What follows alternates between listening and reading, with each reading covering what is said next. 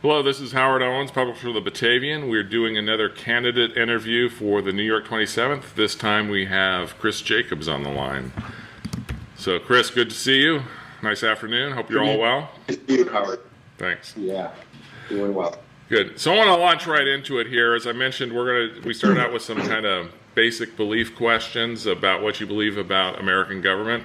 So the first thing I want to ask you is, do you believe the following statement to be true? That all people are equal and endowed with certain inalienable rights, including the right to life, liberty, and the pursuit of happiness? Absolutely. Foundational principle of America.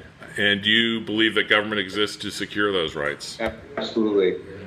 Do you believe that the framers of the Constitution intended this to be a federal government, not a national government, and that the authority not granted explicitly to the federal government is reserved for the states?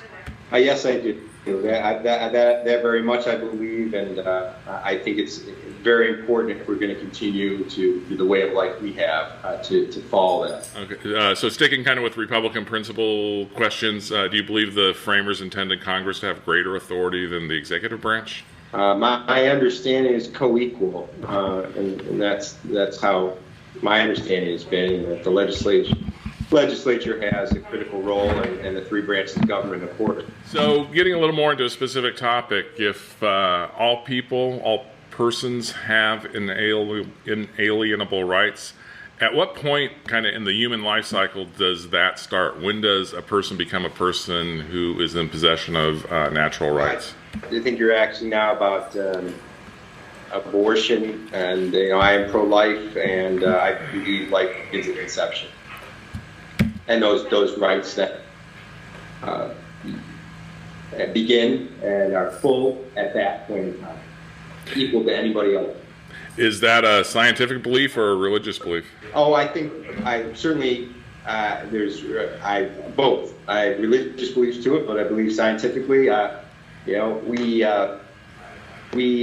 had our first child 17 months ago, and when we saw sonograms, we saw pictures of the girl that is in our home right now, and same mannerisms that she had in the womb. So I profoundly believe that. But I do believe that the science is making it much more evident now, because we have the ability to see those fundamentals of life are there and existence at conception and in the womb. Okay. So recalling John Locke, who, if you remember your history, was very profoundly influential on the thinkers of the American Revolution about how to form our government, and that phrase, life, liberty, and the pursuit of happiness, in his writing was life, liberty, and the pursuit of property. He wasn't just thinking property related to like real estate. It's the property we possess in ourselves, our ability to think, and that is what gives us rights to exercise. And so, thinking of this, personhood, do you think there's a scientific basis for saying that somebody is a person, at a point where they're not fully developed and capable of forming their own thoughts? Well, I think that's an argument you could make on a lot of it. Is then if we talk about a person who is disabled, are they less human? Because they are not able to do some things that other people are. So I believe that they are human, and they are endowed with all the elements. You either are or you're not, and I believe they are at conception and equal to any other human, whether they're in the womb or not. But going back to the Declaration of Independence, another thing it talks about is that government's role is to look after the people's safety and happiness, that the government's to look after the public good. The preamble of the Constitution talks about looking after the general welfare. What role do you think government has in ensuring the health, safety, and well-being of every American? Well, I've always felt that as a person who's served in government, one of the most important roles we have is to keep people safe, to protect the citizenry, depending on whatever level of government you're at. Certainly, national government is our military. in other levels of government and maybe a police force. But that preservation of someone's safety and is paramount in my mind in the role of government. And when you talk about limited government, I think other needs often can be satisfied by voluntary organizations, community organizations, but typically, most often, it is the role, it always has been the role of government at whatever level to provide for the security and safety of all our citizens. What role do you think government has, and do you have a plan for ensuring that every American has access to proper health care? Well, health care is important to me. My late father was a physician and really instilled in us that all people deserve quality health care and access to it and affordable health care. So I'm committed to doing that. Certainly, my opponent, Nate McMurray, and I have very different views on that. Nate is really more inclined towards a government takeover of healthcare, and I am not. So I've been in the state Senate now for nearly 4 years. The first couple of years in the state Senate, there was a big push towards government takeover of healthcare, and it called the New York Health Act. And it would have taken, it had government takeover. It would have gotten rid of all private insurance plans. It would have gotten rid of Medicaid and Medicare, and a full takeover. And at that point in time, the Republicans, Senate was in the majority, and they were saying, but for the Republican Senate, this thing would have passed. And they really protested me in my office, saying, Chris, you're the deciding vote. Every Democrat has voted for this or on the bill. If you come over, we're going to pass this thing.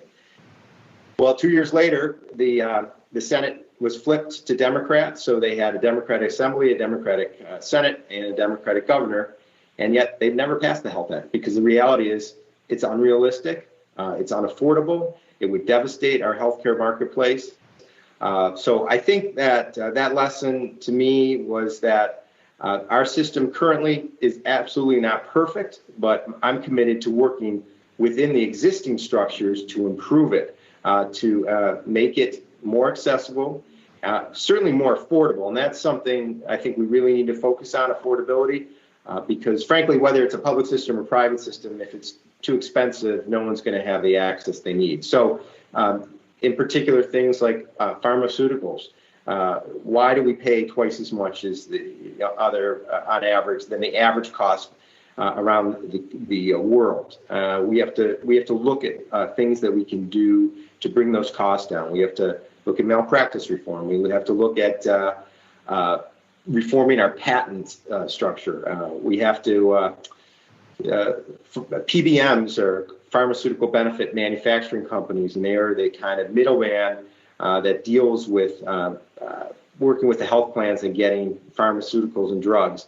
They're big publicly held companies, and I think there's starting to be attention given that there needs to be more transparency on their business practices. I think we need more transparency in billing. Very confusing still to understand billing practices.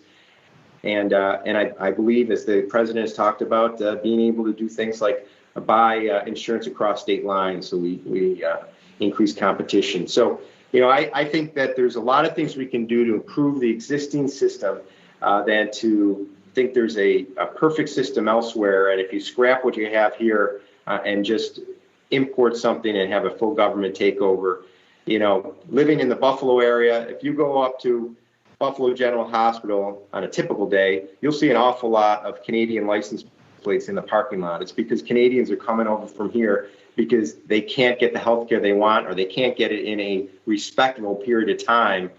So they come here for our healthcare system. So I'd say a more pragmatic approach to achieving the goal of accessibility and affordability and healthcare access for all. We hear a lot these days about wealth and income inequality. One of your opponents talks quite a bit about it. But is wealth and income inequality an issue that conservatives should be concerned about too? Absolutely. I mean, income inequality is always something you need to be concerned about. really, I think this president does not get credit for really being a game changer in terms of that prior, of course, to the COVID situation. But many have maligned the president on his tax reform bill and saying it only helped the very, very rich. But the reality is that more jobs were created during the post passage of this tax bill. And also you saw increase in wages more significant at the lower end of the spectrum than the upper end of the spectrum. So we were finally starting to not just create jobs, but we were seeing wage growth in those jobs.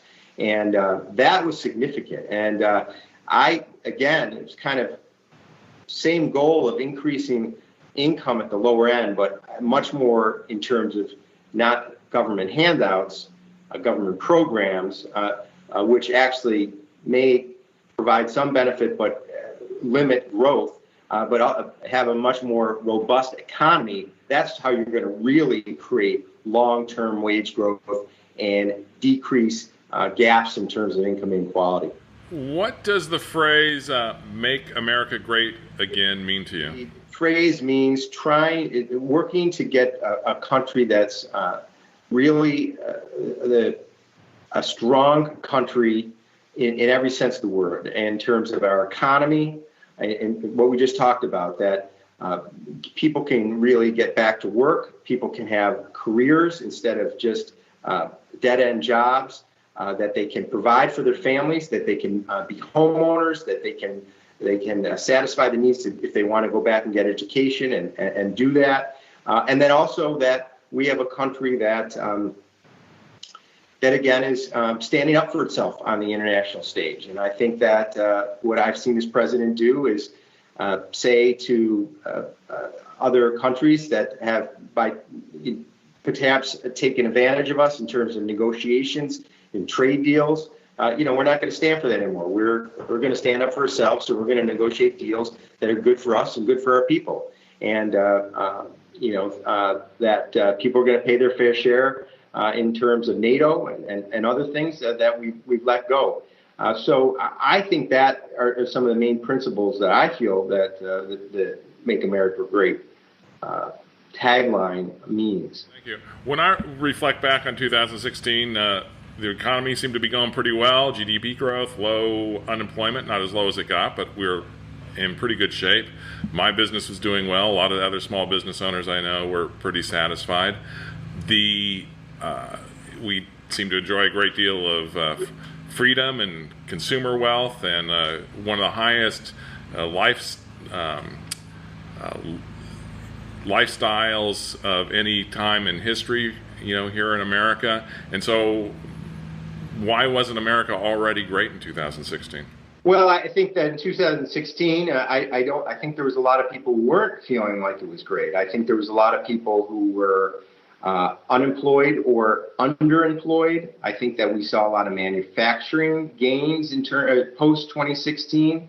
And again, I think that the stats were showing that we were seeing greater income growth, that we had a stagnant income situation for a lot of people, and they were having a harder time because expenses were continuing to go up to live, but their salaries and wages were not. So I think that's a big change that we've seen.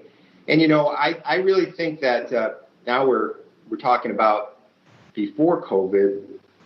We're going to have after COVID and a post-COVID economy. And really, my hope is that there's going to be some tough months ahead in the post-COVID economy. But I think long-term, there may be the opportunity for a even stronger economic nation. And specifically, I think there's an awakening about China and the concerns we should have. We should have had them a longer time ago about China. And I think we've realized that many of our industries that we had short-term policies, let go over to Asia. Really, we didn't view the long-term negative impact of that. And that, now we realize a lot of manufacturing should be viewed as part of national security, such as we shouldn't have all our pharmaceuticals made over in China. We shouldn't have our PPEs and our ventilators elsewhere. but also in terms of farms, our food chain. I think that our supply chain, we should focus, we shouldn't be so dependent on other places for those critical things. So I think there's maybe an opportunity, and I certainly will advocate for this, that we again have more manufacturing here and we pass policies that encourage that and reward that. I'm not saying we're not doing anything with China, but that we just have better policies that more try to achieve the goal of a much greater balance, of manufacturing activity here. And manufacturing, in addition to national security, they pay wages and that people can live on and create a life for.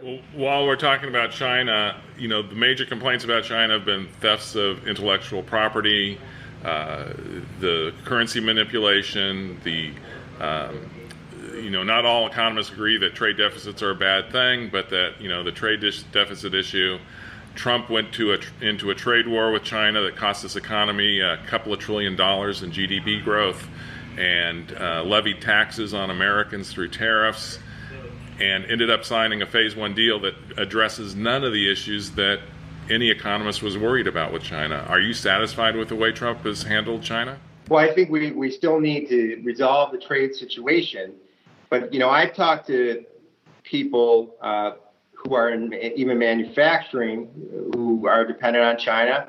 And I asked them, is this trade war, for lack of a better word, hurting you? And they said, yeah, it is to an extent, but it's worth it because they're killing us by 1,000 cuts right now. They're just continuing to steal our intellectual property or steal our business over time because they don't have to compete like we do. They don't have to adhere to the regulations that we do.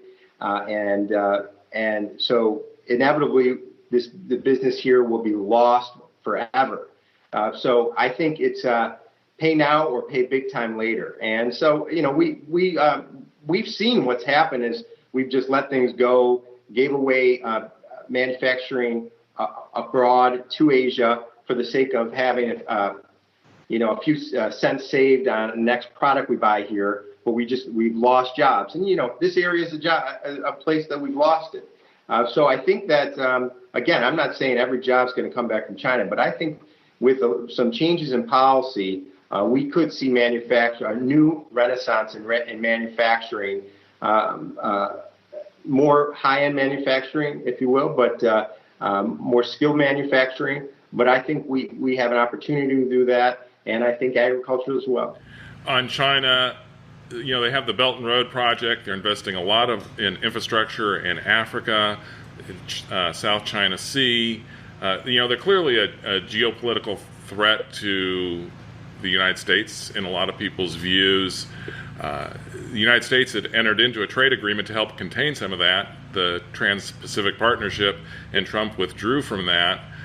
I'm trying to understand what Trump is doing that's really effective in dealing with the threat from China, because we seem to be getting nowhere.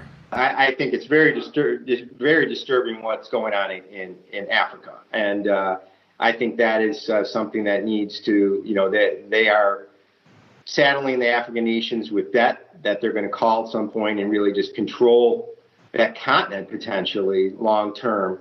And so it's something that I think that's something we really need to deal with. But we don't have a fully renegotiated China pact, and we need to do that. But I think that the way it was going, I personally, maybe some people think it was fine the way the arrangement with China before Donald Trump. Maybe some people thought that was fine.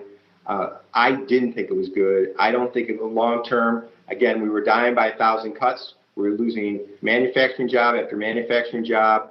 And we were, as you said, geopolitically, I felt if there was any time to take on China, it was when our economy was strong, which it was prior to COVID, when we could endure a little bit of pain for the long term and negotiate in a better situation. If we wait a decade or two, it may have been too late. So I agree very much with the way the president's doing it. I certainly hope a trade deal is negotiated, but they have not served themselves well, the People's Republic, during the COVID crisis. And I think that's made negotiation probably a little more challenging. Earlier discussion of separation of powers and then kind of constitutional authority. You said that you believe they're co-equal branches. The president is and this also gets to some federalism ideas.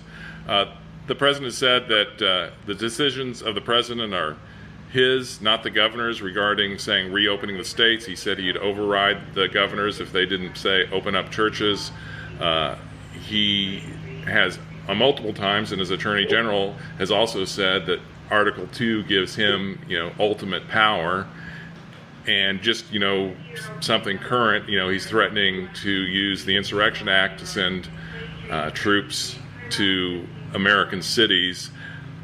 In Congress, what would you do to constrain the president's overreach as far as his constitutional powers go? Well, I would just say that, as a member of Congress, I believe we're a co-equal branch, and I will be sworn as a congressman to defend the Constitution.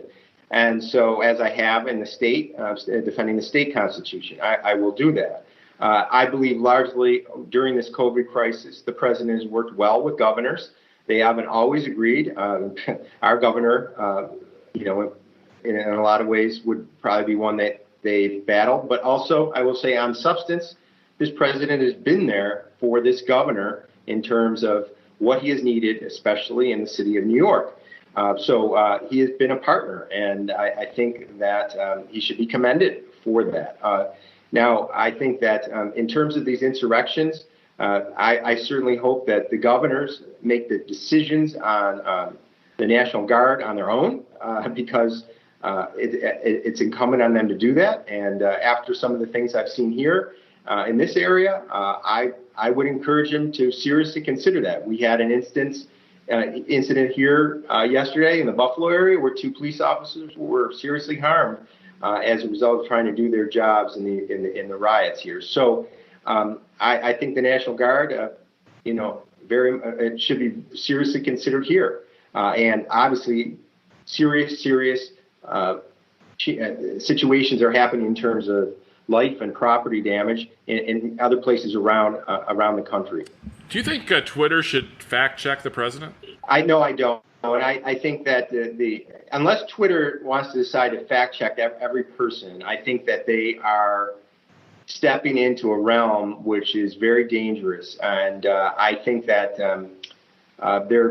they're showing that they are not being an objective provider of a platform and starting to pick and choose who they want to involve themselves with in what people are saying. So it is an infringement in my mind on free speech. So I think that unless you want to start getting in the role of fully regulating everybody's tweets, I think that they should not do that. And if they want to start doing that, then that I think is a legitimate what the president has been saying with the attorney general on changing the rules by which they play and making them more accountable as other platforms are. So you'd support changing or repealing Section 230, which, by the way, is another kind of separation of powers issue, because he's talking about issuing an executive order to overturn congressional legislation. So do you think 230 should be changed, or should it happen by executive order?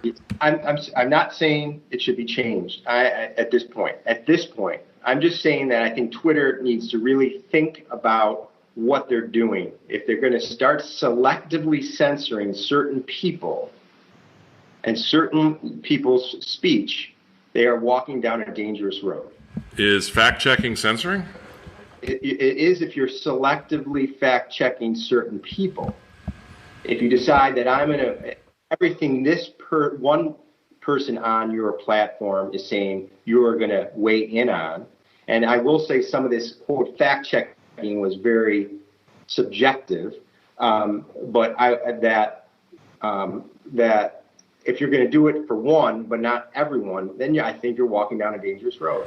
If the president made what you considered a knowingly false statement, would you call him on it? I would call people on false statements. I believe it's my responsibility anybody that does that. So, not specifically the president, but anyone. And I think that we all should do that. So we'll wrap up with this question, Chris. We're going to be coming out of the pandemic, assuming you win while you're in office. Coming out of we don't know what kind of the economic picture is, what toll this is all taking, but what's your economic plan? Do you have any specific plans to help this country get back on its feet?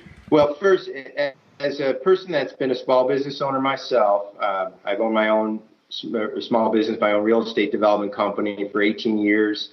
And nearly all my tenants in my businesses, in my real estate, are small businesses, entrepreneurs. So I'm a big proponent of small business creation, entrepreneurship in the 20th Congressional District, Western New York. I really believe that, I would have said this before COVID, that our renaissance or comeback is going to be homegrown. It's going to be growing what we have, our existing small businesses, helping start up new, greater entrepreneurial culture here. Those sort of things I want to foster. I will be very focused on. And certainly when we're talking about small business, farms and agribusiness, definitely within that context. As we are now in the COVID and working hopefully sooner rather than later to post-COVID, again, I really hope there is, I think small businesses are critically important in the equation of our comeback. And as I mentioned before, I really do hope that this awareness of China and the risk of China, that there is an opportunity here to bring more business back to our shores, to bring more manufacturing to our shores, which will help make our nation more secure as a national interest, and also create more great paying jobs and careers in manufacturing and wealth creation. So that's another area which I think there's more opportunity now, more receptivity to policies in Washington that will encourage that and foster that. And I certainly want to be an advocate for those sort of policies if elected to the Congress. Have you supported things like the payroll protection program and other, frankly, programs that are deficit, adding to our deficit, but aimed at helping small businesses and individuals? Are you supportive of those programs? Yes, the Payroll Protection Act, I think, is certainly it's not perfect, but I think it's played a major role in saving many, many businesses. And I actually, several of my tenants in my buildings have used it, and it's enabled them to continue to keep people on payroll and continue to save open. I really hope the Congress just passed an extension of the Payroll Protection Act. I hope the Senate gets passed back soon and passes that. Not necessarily spending more money, but allowing businesses that have got an allocation to use it longer, because, in New York, it's just taking longer for us to open up than other places. But yes, I think that has been a good program. I think the key to success with that program is that partner with the private sector, allowing the banks to be the source of getting the money out on the street. That made it a lot easier to do. A lot of these businesses could just go to the bank that they already had a relationship with. And it was pretty unprecedented how quickly that money was able to get into the bloodstream of our economy.